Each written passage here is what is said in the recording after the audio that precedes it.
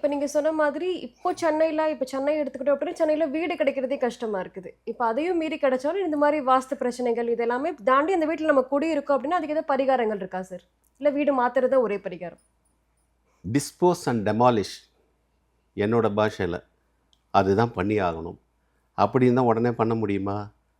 சின்ன கோயில், சின்ன சின்ன பரிகாரம் இப்போ நான் சொல்லியிருக்கேன். நிறைய விஷயம் பரிகாரம்லாம் நான் நிறைய சொல்லியிருக்கிறேன். கடந்த இதில் கூட சொல்லியிருக்கேன். இருக்குது.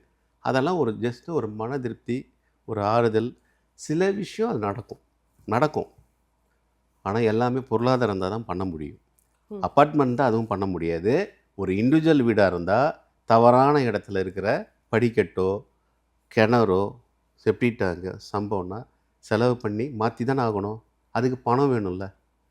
அதுக்கு தான் இந்த மாதிரி கோயில் வழிபாடு, சின்ன சின்ன பரிகாரங்கள் இருக்குது. ஆனால் இந்த தகடு வைக்கிறது, கல் வைக்கிறது அதெல்லாம் வேஸ்ட். எதுவுமே நடக்காது. அதெல்லாம் யாகம் பண்ணுறது, இதை பண்ணலாம், அதெல்லாம் ஏமாத்து வேலை. இப்ப மறுபடியும் முதல் கேள்விக்கே வரோம் அப்படின்னா, இப்ப வந்து குழந்தைங்க வந்து வீட்ல வந்து பெற்றோர்கள் பேச்சு கேட்டு அடங்காம இருக்காங்க அப்படின்னா, அவங்க எந்த மாதிரி வாஸ்து பார்த்து வந்து வீட்டுக்கு மாறலாம் சார்? எந்த மாதிரி வாஸ்து? குழந்தைகள் எல்லாம் வடகிழக்கு பகுதி, வடகிழக்கு உச்ச பகுதியாகிய 2 பகுதி இருக்குது. வடக்கு, கிழக்கு. வாசல் உள்ள வீடு. வடக்கு வந்து குரு பகுதின்னு சொல்லுவாங்க. அது ஈசானி மூலைன்னு சொல்கிறாங்க இல்லையா? அந்த மாதிரி இடத்துல இருக்கும்போது அந்த பசங்களுக்கு சூரிய ஒளி உள்ளே வரணும்.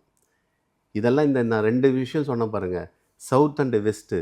இது வந்து கிழக்கு அடைக்கப்பட்ட வீடாக இருக்கும். சூரிய ஒளியே உள்ளே வராது. சில அப்பார்ட்மெண்ட்டில் வந்து பார்த்திங்கன்னா ஒரு காரிடர் மாதிரி கொடுப்பாங்க. காரிடர் சென்டராக கொடுத்துட்டு கிழக்கு வாசல் அப்படின்வாங்க.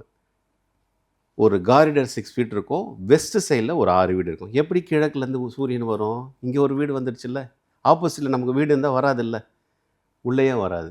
வெஸ்ட் ஃபேஸிங் உள்ளவங்களுக்கு மட்டும்தான் அந்த விண்டோலேருந்து வரும் ஈஸ்டில். அப்போ கிழக்கு வாசலில் இருக்கிறவங்களுக்கு சுத்தமாக வராது.